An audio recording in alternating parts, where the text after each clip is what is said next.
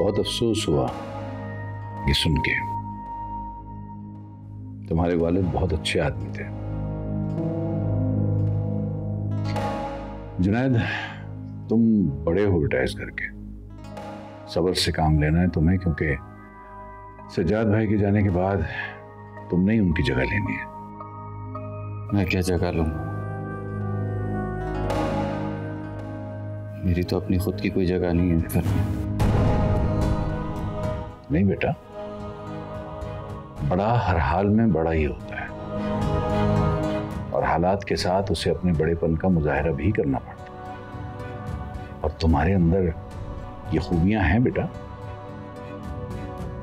ये सब कुछ हुआ कैसे जान? पता ही नहीं चला कुछ।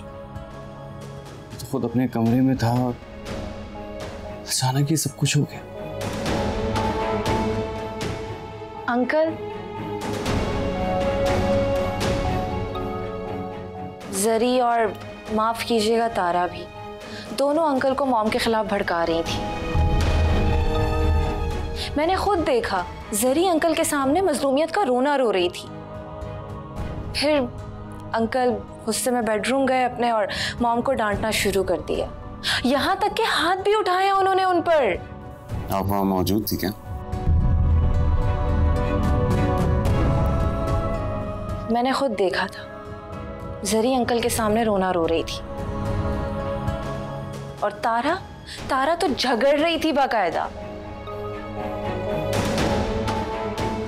तारा ऐसे नहीं कर सकते। सब कुछ हो सकता है इस घर में, सब कुछ। आपको क्या मालूम मॉम और डैड के बीच क्या हुआ?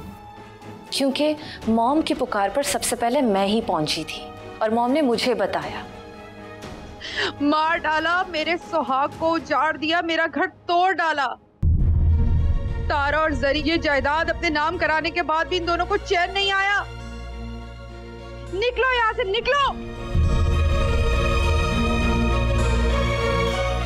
अंकल सुना आपने? सुना? ये है असल हकीकत। मुझे चलना चाहिए। फिर आऊंगा बेटा, अपना ख्याल रखो।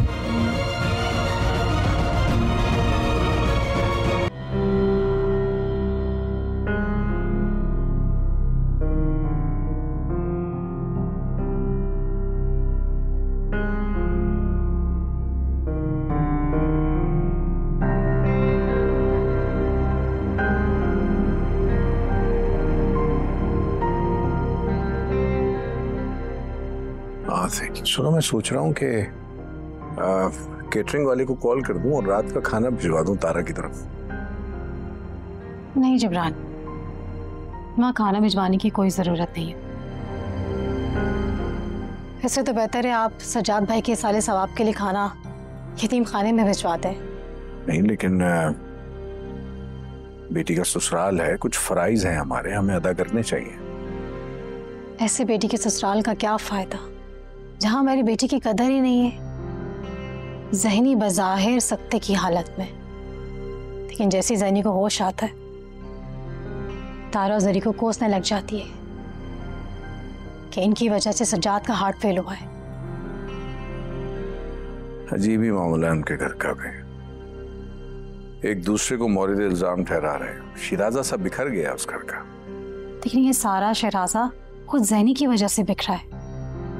उसने हमेशा से ही सज्जाद भाई का सुकून गारा करके रखा। अब उनके चले जाने के बाद बहुओं को इल्जाम दे रही है। इशू ये है कि उनके घर का मामला है, जब तक वो हमसे खुद ही डिस्कस ना करें हमारा बीच में बोलना बनता नहीं है। लेकिन जिब्रान के सारे मामला डायरेक्ट तारा को अफेक्ट कर रहे हैं।